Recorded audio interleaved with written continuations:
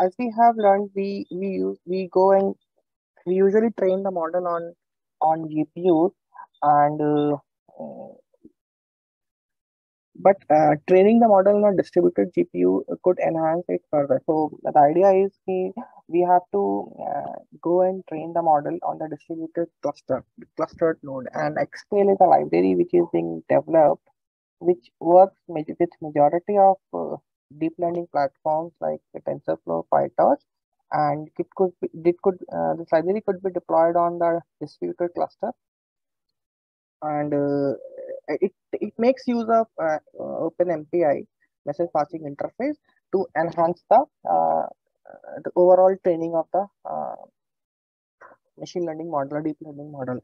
So this is what this library tells about. So it's being designed for both CPU based and GPU based thing, and it mainly supports TensorFlow, PyTorch, and MaxNet. These are the deep learning frameworks which is being supported with this library, and we did some benchmarking on this. So we get it deployed on a two node cluster which contains two GPUs, and we did some benchmark out of that. So this library is been designed for both the platforms, for 86 platform as well as open power platform, and what we observe that this library improves the overall performance, training performance by around 30 to 40% improvement. So let's say 35% improvement while training the machine learning or deep learning model. So this is the two configuration we use. While means we took the NVIDIA Tesla V100 series and with this configuration, and we used a normal override library which is for the distributed computing, and we use Xscale also in parallel. So what we observe that we have a slightly better improvement while we go and train with Xscale. So we can observe that while training a ResNet architecture with the ResNet 50 architecture, this has been trained on the same infrastructure, same model architecture with a standard Horowitz library, which is used for distributed training. And we have another thing which is an Xscale library. So what we observed there is a slightly better performance, 35% better performance when we get it trained on Xscale library. So this is one observation that we have, and we have the Xscale library does gives an output with a deep introspection, which gives a fair analysis how this model at all trained and what is the architecture we use, and it gives an overall view visualization how it actually works. So what benefit we get from this Xscale library? Definitely there are a couple of factors like it definitely costs when it saves time, it definitely saves some cost, performance benefits. It reduces the deep learning training execution times also. It improves the overall productivity. It definitely reduces the overall energy consumption we have while training on the traditional GPU scenario. So we have deployed this Xscale library on a two node cluster here. So I'm just going to demonstrate you about this thing. So let me log into the system here. Yeah, students and faculties in IIT BBS, if you want access to this kind of system also, we can provide you special system access, that is what, the beauty of our collaboration. So let me know, this, whatever Arshad is going to perform is basically a special library already installed, and with the existing, the deep learning model, he's going to train actually. Anyway, Arshad, go ahead, please. Yeah. So this system we have already installed the Xscale library, and I just want to demonstrate a package structure which it has. So it's being deployed. So it's complete. It comes as a complete package, right? So it comes as a 1 second. It comes as a complete package as an Xscale. So this is what the complete package it comes with. uh, with all those packages which is pre-installed inside it. So it comes with its own Python environment, complete Python environment, and all these frameworks are part of that. So we get it deployed here, and we could go and train this model. So in order to train a model, let's say we have a benchmark, right? So if you see here,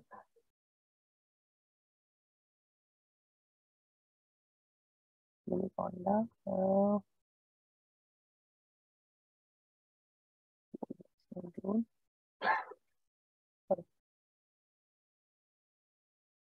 Okay, we have this is a conda environment which is being developed, and inside this xscale we have, this is what the package structure says. And if you go get into the bin, mm,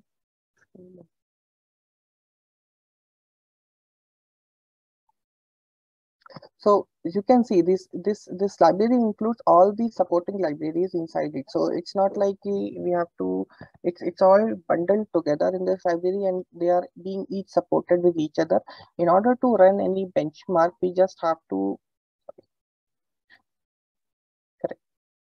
So first we have to activate this module.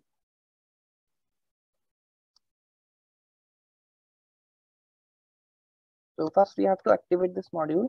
Now we have license available, and then we just remove.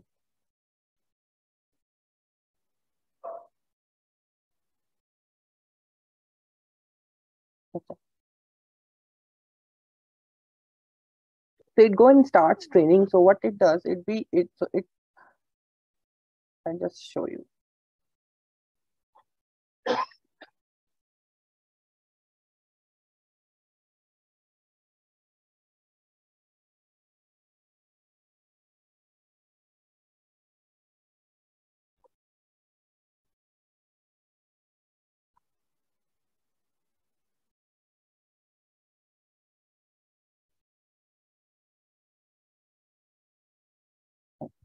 I just start a NVIDIA console on another neck.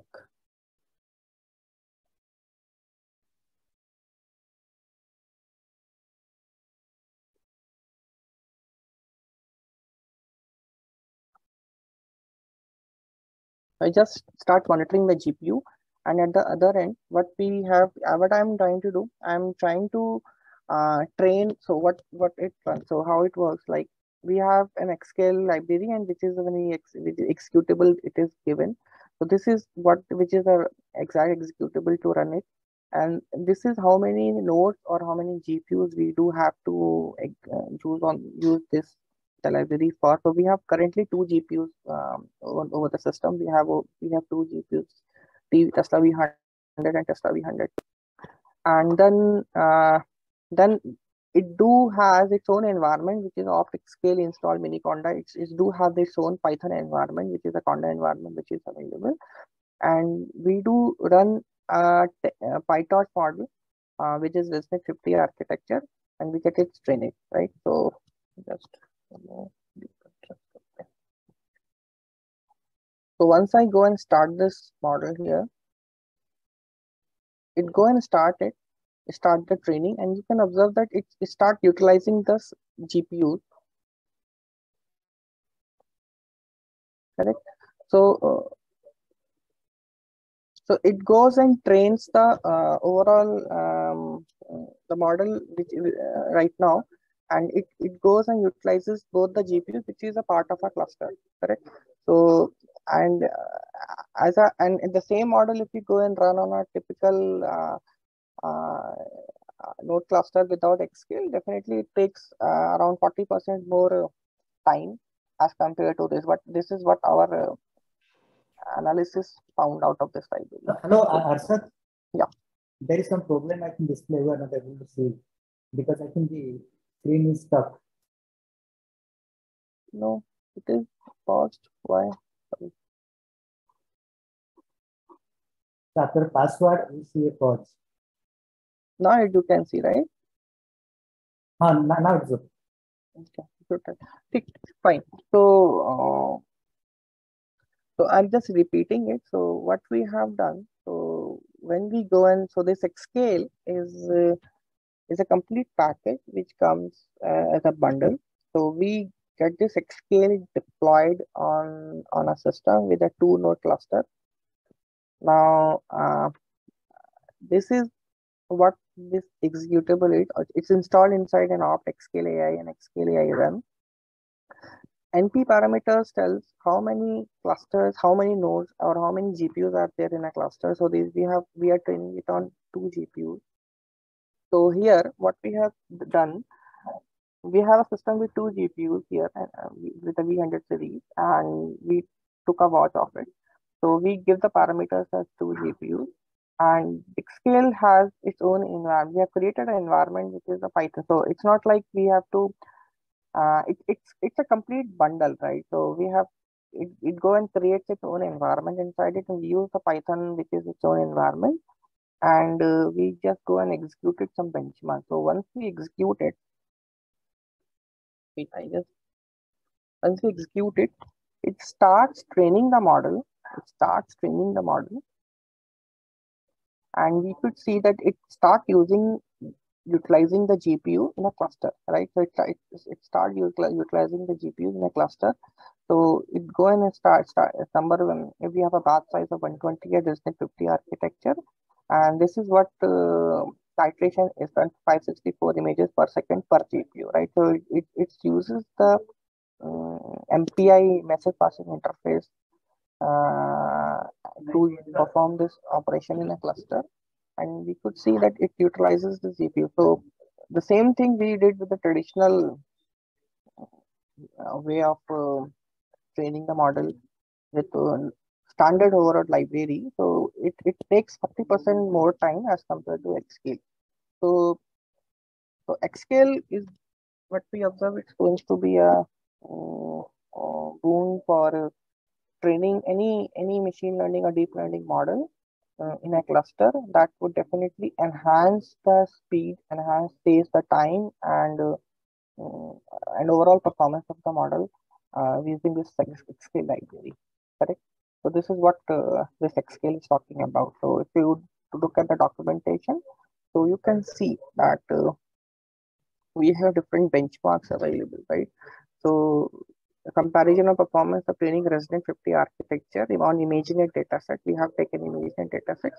The 16 GPUs, 2 nodes on a system. So this is what that Xscale. Red one is Xscale images per second per execution, and this is green one is a normal forward library which is being used. So there is a comparison with the 30% more improvement even using the Xscale library rather than traditional. So any question you have in this library, this is a fair demo how it is being installed, and you could get access to this system, and then you can try and use this library for different models, different architectures. So presently, this library being supported for PyTorch, TensorFlow, and MaxNet. These are 3 deep learning models which is being library being supported and tested, and it is both on CPU as well as GPU. Correct. So what is so any questions you have, any doubts you have, you can come up.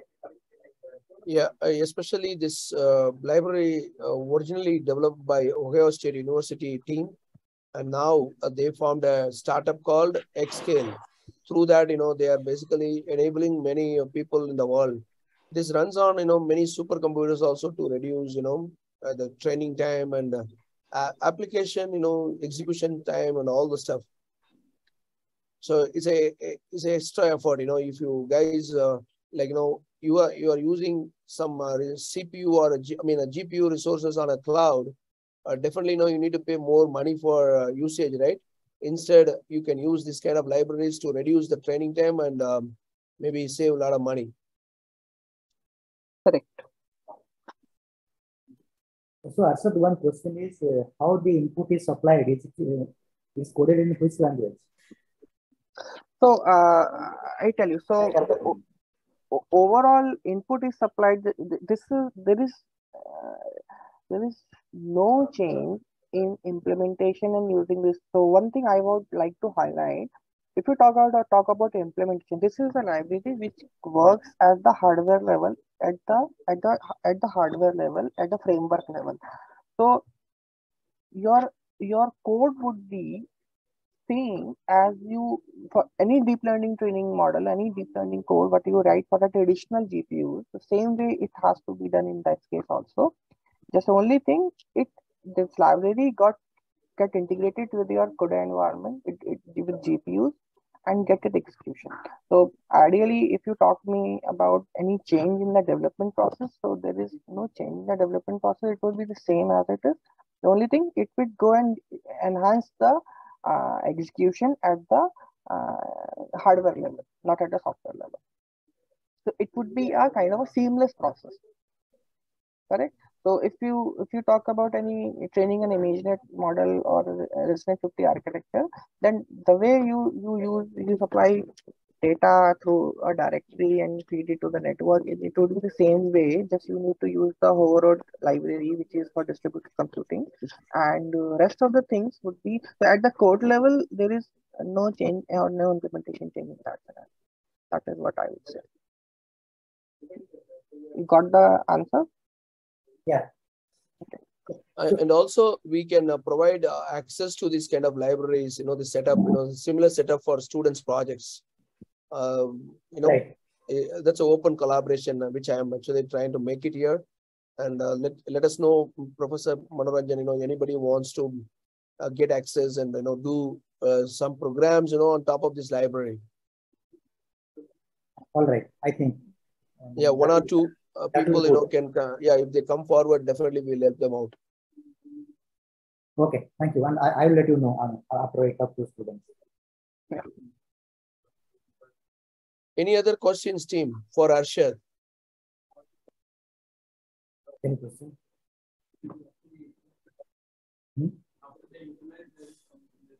Yeah, I mean, my colleagues are saying that once they use it, they will have more questions. Yeah, Yes. so please bring forward a proposal to us, who are all want to, who want to use and why they want to use. What is it they want to do? Then I will immediately get that approval, from Dr. Panda again for the XScale and the system access to one of our university collaborator, where we can put together the environment quickly and get it done for you. Sure. Okay, good. Thanks. Thanks, Arshad, for the detailed demo.